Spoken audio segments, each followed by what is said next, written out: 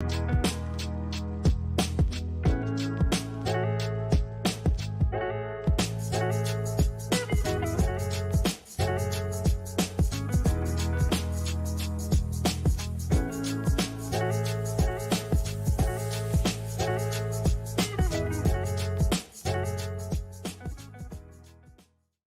everyone, special edition TDR Trade of Black podcast. I'm your host, Shad Dale. Sunday nights. And why are we doing this evening and why you want to listen to this podcast? Well, we talked about it on Friday's live stream, the big announcement regarding MAPS and their oversubscribed Series A financing round of $100 million, which is really going to turn this industry for the better. And there's going to be a select few companies, as we've said before. If you're going to choose stocks in this sector, if you choose wisely. And one of the companies that we've been following for a long time, in full disclosure, that a client of ours is Numinus Wellness. So let's bring in their CEO back to the podcast to talk about this announcement from Friday. Numinus Wellness CEO Payton Nyquvest. We'll bring him on. Good to see you, sir. Appreciate you doing this over the weekend. How are things? Things are good. Good to see you. What an announcement, though. I think we'll get right into it. But I know this is something that we've been kind of speculating as to like when this could come, what the amount is. But overall, knowing the close relationship and partnership that you have with MAPS, $100 million on the books. This is fully closed now. What was your reaction? Yeah, I couldn't be happier for the team. I know quite intimately all that went into making that raise happen, and huge kudos to the team and everybody that was involved. Not just to obviously get a huge financing done, but I do have to say the integrity and sort of the intention around how they raise that money and, really kind of sticking to it throughout, this period of time that they've been doing that raise is like nothing else that I've seen in fundraising. And, super happy for them. And obviously, it's huge for the space. The submission to the FDA, obviously, is monumental. And they're now funded to get through that process. So, they've kind of removed, in my mind, they've removed any of the questions or concerns that maybe people had in regards to the process. And now it's just the process and getting through the hoops. When you said like something when it came to raising that you've never really seen before, like, what do you mean by that?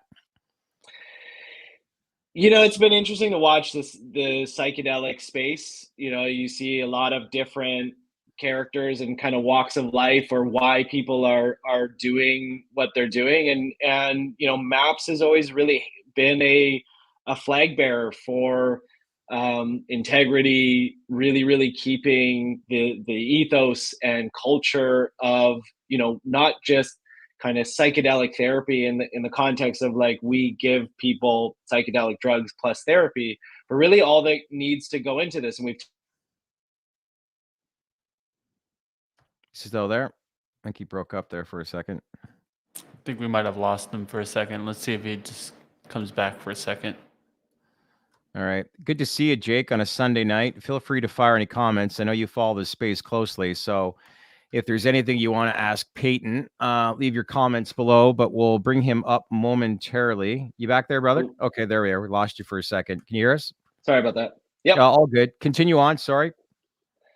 Yeah, so just all to say, the MAPS has been at this for 37 years, and to see them, really stick to their expertise and stick to what they know is important in regards to, how to scale this too, and not just how to scale it, but how to do it in a good way that actually supports people. There's a lot that goes into supporting people through psychedelic therapy that a lot of people, if you haven't been through these therapies, you won't really understand. And it's been, one of the things that Numinus, Rick's always given me a huge amount of guidance around is there's a lot that we need to prepare for that, again, you really wouldn't understand unless you've really kind of been through not just the therapy, but, what it does for your life. And, the fundraising group really stuck to what was important and didn't, get pushed around by greed or any of those kinds of things, and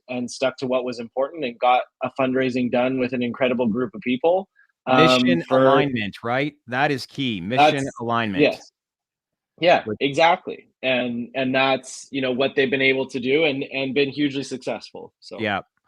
Got to ask this question. It's a two-part question. One, MAPS PBC basically announced a rebrand into Lykos Therapeutics. So one, I want to know if you have any idea where the name came from. And two, knowing your close relationship with Rick, this is 37 years that he built a brand. Was it kind of yeah, that's his baby, in a lot of ways. Is he more than happy yeah. to, like, come up with this strategy? Like, what was, I guess, the first part, where'd the name come from? And how's Rick, I guess, taking it all, knowing with the rebrand of the name? Yeah, Rick and I had a long chat actually on Friday night, and it's not not my place to speak for Rick, but as people have seen, the name stands for wolf. It comes from the Greek term wolf, and if you look at the rebranding, they speak to some of the sort of key parts of why that's important for the brand's mission going forward, but. There's a You like couple that, a Rick? couple of Rick Doblin also happened to raise wolves when he was a kid, and Did he so really? yes, Wow. Wow. that'll come out in the Rick Doblin movie one day. But so cool to see them give it, from what I could tell, a little hat tip to Rick, and yeah, I think in regards to the rebranding, I think PBC and or Lykos now, they've got to do that heavy lifting of they're essentially a pharmaceutical company Yeah. now, and Yeah. they've got to really kind of walk that path. And in the meantime, Maps, as we just talked about, Maps is the culture holder for this space, and not just culture holder, but they're really kind of like the wisdom holder of this Yeah. space, right? Yeah. No other organization in the space has been around nearly as long as Maps has, and they hold that advocacy, and they hold that, and it's something that we need now more than ever. We need somebody with that wisdom and experience that can hold the space accountable and speak to what is really important. And so I Agreed. think it gives Maps, the nonprofit, the ability to speak to those things, without the kind of scrutiny of the FDA. Yeah. When we look, and Jake and Palro, thank you for the questions. We'll get to those in just a minute, but I do want to ask some of the notable investors included in this Series A financing round includes Steve Cohen, obviously no stranger to this industry, but Stephen Alexander Cohen Foundation, the Joe and Sandy Sandberg Foundation, Elizabeth Koch's Foundation, where, if you're not aware, she's an American publisher, a writer, an entrepreneur. She studied at Princeton University. She has a brother, Charles Koch, and he's been hiding under the rock. He's got a net worth of north of $50 billion. These are some pretty impressive list of names that were part of this Series A financing round, to say the least. Yeah. Yeah. I mean, the one thing that you continue to see too is a lot of these names are people who have, like many people who follow this space, they're people who have had friends or loved ones that have Yeah. been, their lives have been positively impacted by this work. And I think there's so much anecdotal support for this space, Yep. and obviously now being able to position themselves to actually financially support it. And a lot of the people who came in to do this raise are people who have been philanthropic donors to Maps for a very long time. I think people forget Maps has raised, I think somewhere in the neighborhood of almost $200 million through philanthropy to get MDMA to where it is now. So, Yeah. a group of people that, as you pointed out, very mission aligned, but very, very capable. Yeah.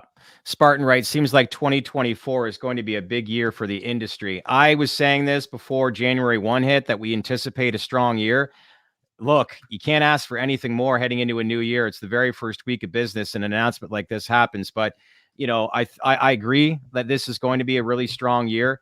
Jake actually writes, how does Payton feel about approval, considering the FDA regulates drugs and not therapy? I myself believe it will be approved, by the way, but would love to hear from Payton's take. What's your take on that?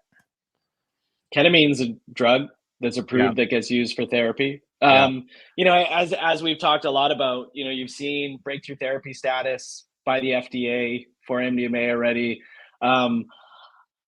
you look at the results, you look at what's been spoken about publicly in regards, you've seen Joe Biden put out in his address that there's intentions to regulate psilocybin and MDMA assisted therapy. And again, you look at, where MAPS obviously was extremely smart was, Yep. they've gone after populations like veterans that are, that's a cause that is popular on both sides of the aisle. And we're in a mental health epidemic, and you've now shown that there's safe, efficacious therapies that Yep. can be used, and so anytime you're at the mercy of regulators, that you're always on a little bit of pins and needles until it happens. Yeah, of course. But I think what MAPS has done, and I think frankly what the industry has done, is everything that someone would need to do to get approval. So Well, it's the success or the approval, not approval rate, but I had Cody Chandra on. What was the one drug he was talking about? Paxil, that has a, what's yeah, the term used? It's 10% that it's like its effectiveness. And, needless to say, we don't really have to go into details of what that data showed of MAPS back in September, but these are staggering numbers like you and I have been talking about for the better course of 2.5 years. Like there's really no comparables. And, mhm. as we've said, like there's time for change, and change is obviously coming now. El Perro writes, Mhm. please ask about training partnerships with MAPS and Lykos. Has Numinus signed any type of exclusive partnerships with MAPS aside from the optional experimental training in Canada? Do you care to touch on that? Yes. So without getting into too much details, you can't exclusively announce a training for something that hasn't been approved yet by Okay. the FDA, right? Now MAPS, now that there's this rebranding that's been done, certainly has the opportunity to go out and endorse and support training that is out there, because they fall under a different brand potentially. And so things like experiential training, but you look at the amount of money that's been raised, and I know we're going to talk about this. It's enough money to get them through the FDA clinical trial process, Yep. but the scale up of this is significant, and timing is a little bit of the essence. MAPS has data exclusivity, or Lykos, sorry, has data exclusivity on MDMA, but we don't know what the actual defined kind of timeline they will have of that exclusivity. And so time is of the essence in regards to training people, getting sites stood up, and making sure that they're ensuring client outcomes and the quality of care that's given.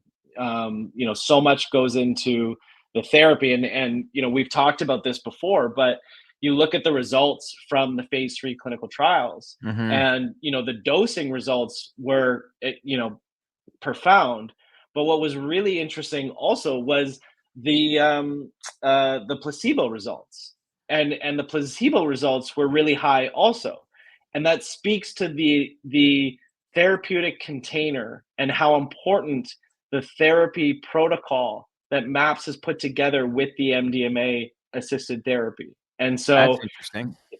yeah, and so ensuring that people can offer that quality of therapy and can create that therapeutic container is really what is going to dictate those outcomes. And what's Mm-hmm. going to be, really, really important is that they ensure those outcomes in the very beginning.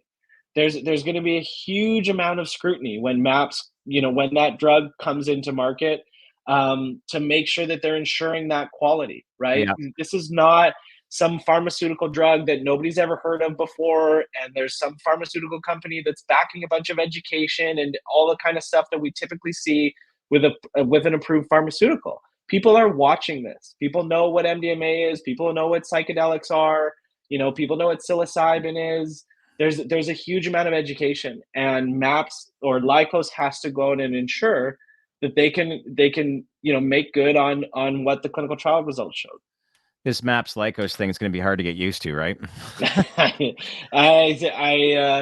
Yeah, it will, but yeah. Well, the one thing I like is like the group investors, you talked about mission alignment, and there's a lot of that, not only with the investors that were involved, but the industry as a whole. How much does it help to have Johnson & Johnson's drug Spravato already on the market as far as the growth of the overall industry? Because we have seen a Yeah. big ramp up I have found the last 6 to 9 months, the revenue that's being generated towards this drug, it was kind of a slow growth in the beginning, but it's really picking up a lot of momentum.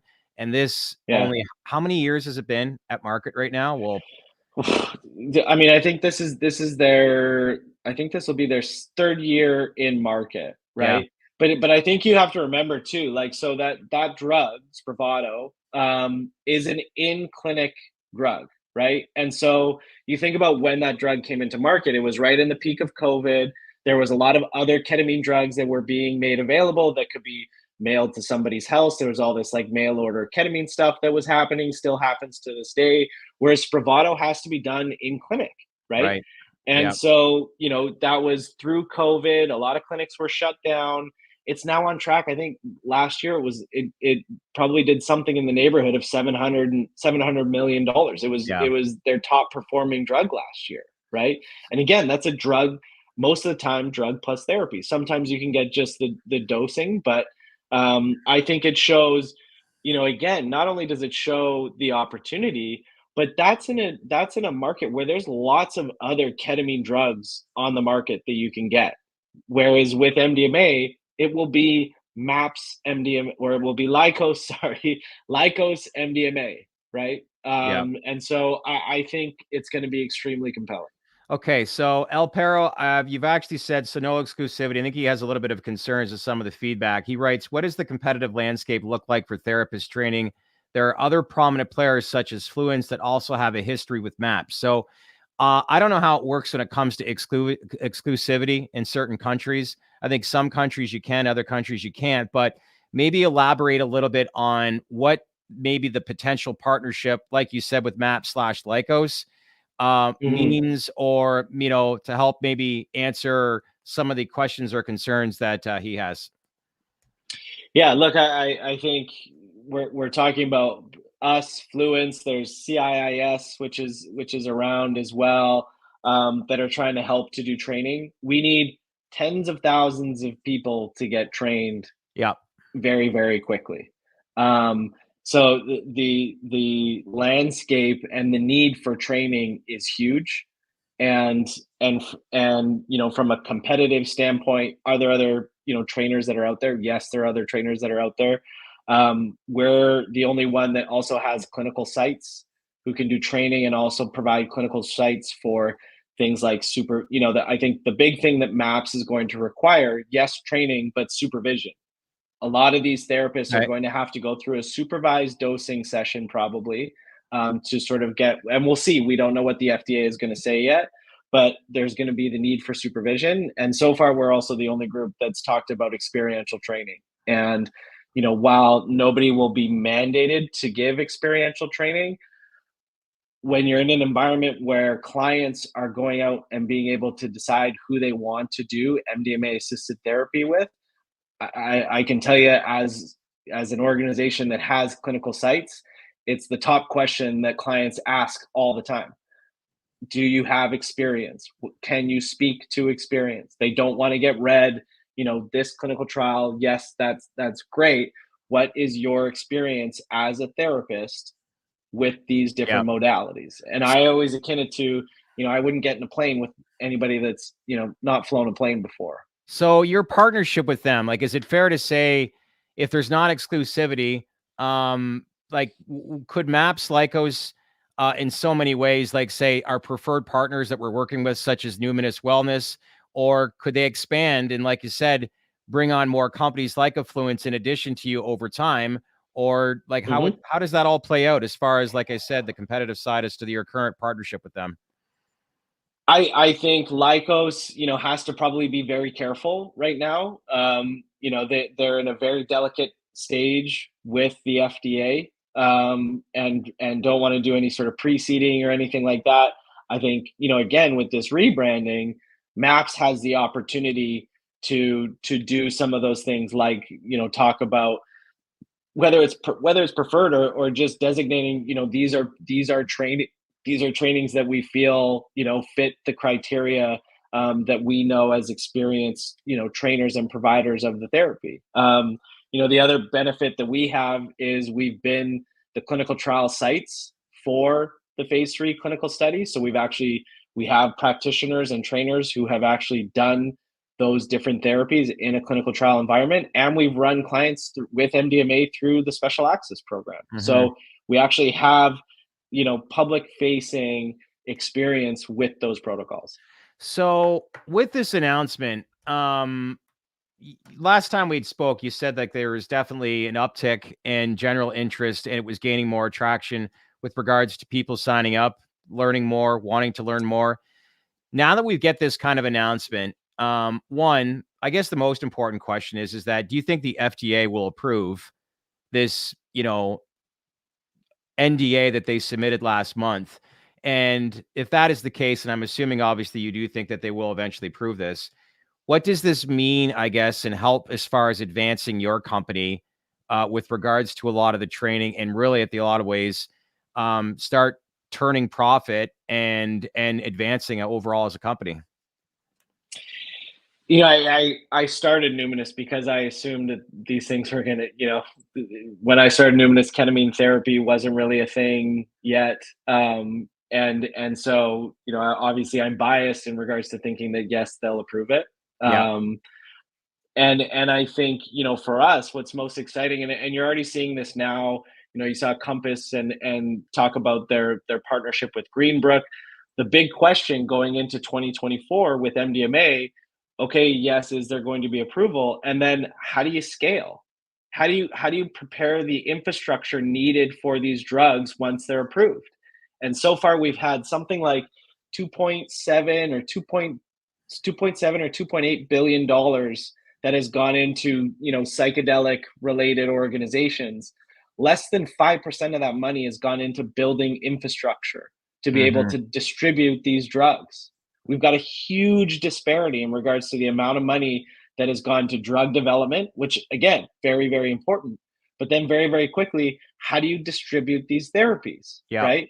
And these are drug companies, these are not your Pfizers and Mercks who have, infinite amount of resources to go spend time and money to go build that infrastructure. It's on us as an industry to go and do that. Yeah. And, Numinus is really one of, of very, very few that's left that is actually out there building that infrastructure. And, for us, whether it's training, clinical sites, all that we're able to offer as an organization, this year for us is I couldn't be more excited about, all that we've been building and all of, frankly, the expertise that we have as an organization in not just how to offer psychedelic assisted therapy, but how to offer it well and ensure a quality of care that can actually demonstrate what we've seen in clinical trials. Yeah, I think that pretty much answers some of your question. Brian wrote, what about the growth of Numinus and their clinic/franchise model they spoke about? Has everything shifted to just training?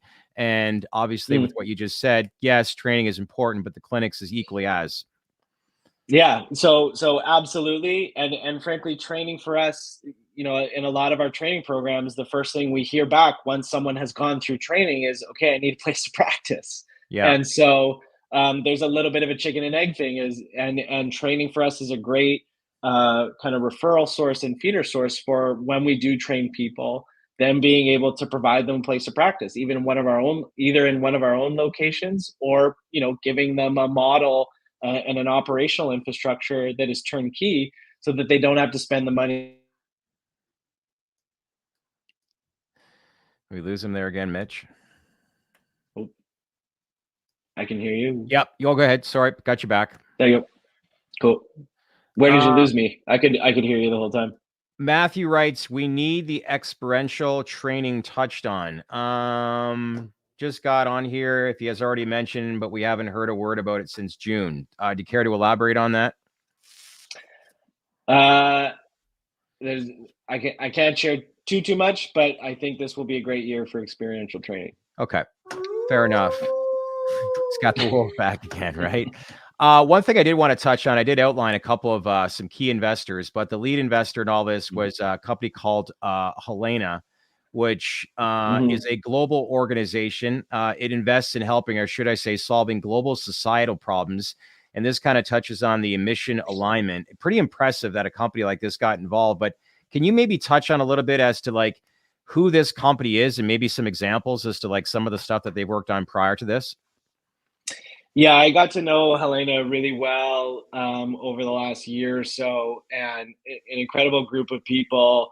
Helena actually previously was I believe, a nonprofit organization, Yeah. and so they still have that ethos in mind. It's very kind of mission driven, and very, they look to try and solve societal problems, Yep. and with a group of people that is extremely capable.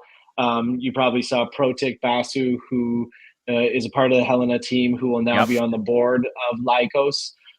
But important to note, and if you look at their members, they're also very closely. They have a very close relationship with Guggenheim Partners, and Yep. Guggenheim Partners is a very large institution out in New York, almost 300 billion Saw in that. assets under management, and has done an incredible job with this raise. I saw that. Global investment firm with over $295 billion of assets under its umbrella. So definitely backed by a big player. Rick Doblin was actually quoted in a story on Psychedelic Alpha, good company, by the way, Psychedelic Alpha, that he very much trusts working with Helena, more specifically Helena managing partner Protik Basu and founder Henry Elkis, along with newly appointed Lykos CEO Amy Emerson. Do you know, outside of Protik, you just said, I'm assuming that you have a good relationship with Amy and Henry, and can you maybe share a little bit of their level of expertise? Yeah, I mean, Amy has been on the executive team with MAPS for a very long time. Knows the ins and outs of all that's been happening there. I think the one person that we didn't mention that has been a huge part of Lykos over the last couple of years is a gentleman named Mike Millett. Okay. And I forget Mike's official title, but he was with I'm forgetting which COVID, Moderna. He was with Moderna, I believe it was Moderna, and helped with he headed up commercialization of the vaccine. And Wow. obviously, was very successful with that, and knows how to take a drug under unique circumstances and get it into market. You know what's like the first time I met you, it's going back probably 3 years ago now, and you used to touch on even back then, wait till you see where this industry goes off once COVID subsides and we see the mental, damage, so to speak, that people are overwhelmed and dealing with right now. You don't really Yeah. understand a lot of things in life until you actually go through it. And we are in that now. I almost think that everything that you outlined, I can't believe how overwhelmed society is right now when it comes to mental health and the kind of the situation that we're in right now, which firmly makes Yeah. me believe talking about these things like the Spravato drug, being commercialized right now, the level of people and the sophistication of investors that are getting involved, not only with MAPS, but like you talk about Compass as well. Mhm. And then the data at the end of the day, like we really, I do think, are on the verge of change that will, could this be the greatest invention of the 21st century? Am I getting ahead of myself? Well, if it can solve mental health, some people say the greatest invention of the 20th century was the AA 12-step book because it helps so many people. Mhm. But that's 100 years Mhm. ago now, right? And times do change, and people obviously have changed with the lifestyle that they live. But I don't think it's that crazy or uncommon to think how significant this really is, right? I think psychedelics are definitely at the sort of cornerstone of a lot of this, but I think healthcare in general over the next year or so is going to advance and change drastically. I do too. I think COVID has shone a huge spotlight on where we're struggling, not just with physical health, mental health, and the intersection of both. And I think, unfortunately, again, and we've talked a lot about this, but it doesn't really matter which indication you look at, whether it's anxiety, depression, suicidality, addiction. All these rates continue to go up, Yeah. and we're not doing a good job of treating them. And I think, when you talk about psychedelics, like, a lot of people sort of say it's this new frontier or nouveau treatment. And certainly it is, in sort of the Western North American culture. But you look at, history, you look in history of cultures, and there's culture after culture after culture that use psychedelics as a very, very important part of their community's healing for thousands and thousands of years. In the summertime, I was down in Peru. I try and get down there at least a couple of times a year. And I was down at a place called Chavin in Peru that has been offering psychedelic ceremonies for that community for over 20,000 years. So, while yes, it's something that's new, it's also something that's been done for a very, very, very long time. And, we've gotten very, very far away from it. We've tried this, pharmaceutical approach of, putting Band-Aids on axe wounds and trying to numb out people from their symptoms. And we've reached a tipping point where certainly there's a place for SSRIs and certainly there's a place for antidepressants and things like that. But we have to get to the root cause of why people are suffering in the first place. We can't just keep doing this symptom management thing because we've reached a boiling point. Yeah. I hope a lot of Americans listened. Don't want to make this podcast into political, but I love the stuff that Vivek Ramaswamy talks about on his open and his campaign trail. But he talks about the underlying issues and getting to the root of the problem. And I think it takes a country leader potentially like that, where there's no easy fix. We got to really face our problems. And when that happens, you go through a little bit of a rumble, but that rumble is what makes, you stronger ultimately. Matthew writes, is the at the market sporadically being used to keep cash burn under $1 million a month? There hasn't been much selling with it, but it seems like very specific selling. Do you care to elaborate on that? The intention of keeping the burn rate under $1 million a month has been through operations. That's what we've been doing. We don't rely on the ATM for keeping the burn rate under $1 million a month. That's strictly through operations. All right. So we look at $100 million. It's a lot of money, but what do you think's next for Lykos? Do you think given the actual cost of biotech, it's not cheap. I would assume they would probably look to raise more money later on down the road, but what do you see happening later on down the road? Because when we look at, again, I'm looking at this as Feds came out before Christmas. They're stopping interest rate increases. This could be a really strong year heading into an election for a lot of small cap companies. You look at Compass and Atai and the valuations that they had a couple of years ago. If I'm correct, was Atai 1.2, 1.3 billion valuation they went to market?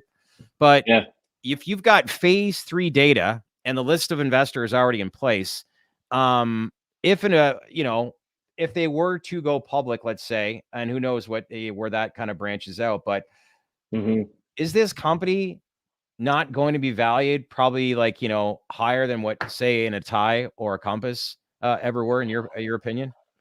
Look, they've always been in my mind, certainly the work that Atai and Compass and others like MindMed are doing is extremely important. But in my mind, MAPS and Lykos have always been, light years ahead of everybody. Yes, in the FDA process, but also just their experience and their industry knowledge.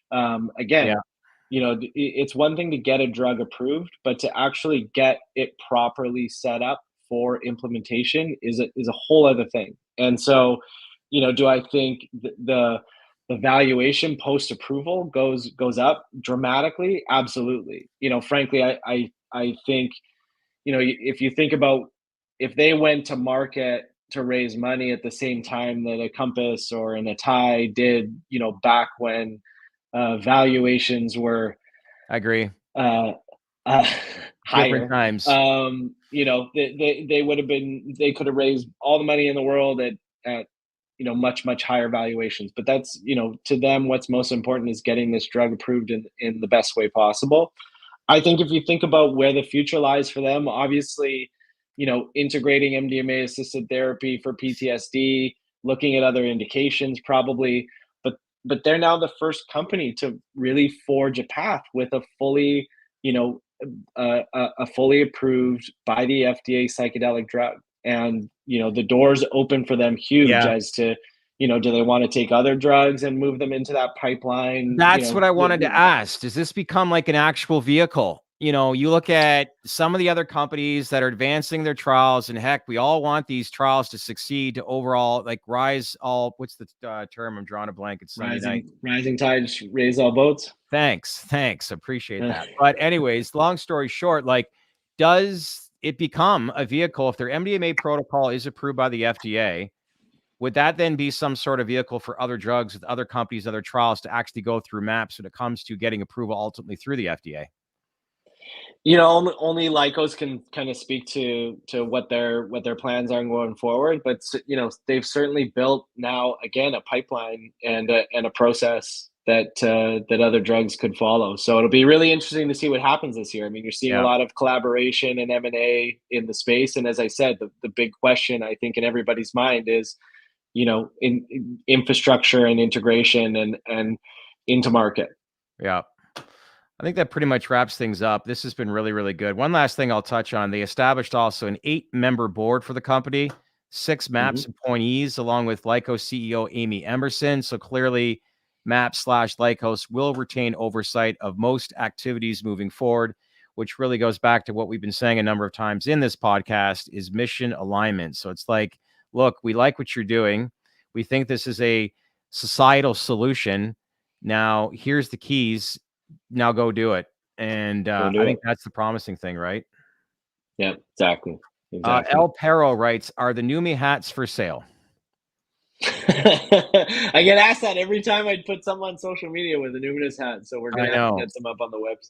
Well, we will get some up on the website soon. But you know. Everybody out there, we're going to have a nice little incentive for our daily newsletter, which is launching this week. But you guys want hats, hoodies, cups from TDR? We're going to have some incentives for you guys to share it to your network for you to get a lot of this swag. Maybe you should do the same thing, Numinus or Payton. We might have to. Maybe we'll have to do a little TDR Numinus merch collab or something like that. I'd love to. We'll keep that going. But I hope that answered everything. Good stuff, Numinus. Excited to see what happens in store for 2024. But I think this has been really, really helpful. I know some people will probably want to know like how many people are signed up. That's an ongoing process, I think, to say the least. But needless to say, from what you've said in the past, is that you're seeing an overall interest and uptick today versus, say, even 3-6 months ago. And I would think that's going to advance a lot quicker based on Friday's announcement, right? Yeah, I mean, you're already seeing stocks trade in that direction too. Obviously, you know, we've traded better over the last little bit to start the year. You've seen Compass trade a lot better. You've seen Atai trade a lot better. You've seen the shorts dry up. So, you know, retail investors, as you're watching, you know, that's something to always watch very, very closely. So I think the new year looks great, and so far stocks are showing a lot of promise. And it's only been, what are we, January 7th? Feels like we've done half a year already this week. But hopefully, exciting good things to come. So, Mohammed, you're right. Surprised to see not the Bills and Dolphins are playing a Sunday night game, but Mitch behind the scenes right now is a big Miami fan, and he's urging me to help get off. It's time to go home. But this has been great. Appreciate you checking in. Any other questions or comments, leave it below, and we'll reach out to Payton with some feedback for you. But listen, I appreciate it. Great news, to say the least. And we've been actually mentioning your company in stock a couple times in our live streams throughout the week of Daily Movers. But stock's been up. I know it's been hit hard, but needless to say, you got to start back somewhere as far as rebounding. But it was up 40% over the last 5 trading days. So we'll be watching this closely coming into this week and see where this goes. But appreciate the time. Thanks. Likewise. Appreciate it, especially on a Sunday. I know. Good stuff. And nice hat. All right. That was good. Mitch, we'll let you run and enjoy your Sunday night football. Everybody else, appreciate it. Brian writes, hopefully this continues. It doesn't get delisted. My guess is that there's probably a lot of things that are going on. Full disclosure, again, this is a client of ours. I do have a position in Numinus, but most importantly, all views on the Trade to Black podcast and the guests on this podcast are purely opinion. You should not treat any opinions expressed by us or me or our guests as investment advice. And the views on this podcast are solely intended to be informational and are not investment advice. Check you later this week. Enjoy the rest of the weekend, Mitch. Hey everyone, thanks for watching. And if you want to learn more about the emerging industries that we cover, then leave a comment below and let us know who you want us to interview, the questions you want asked, and the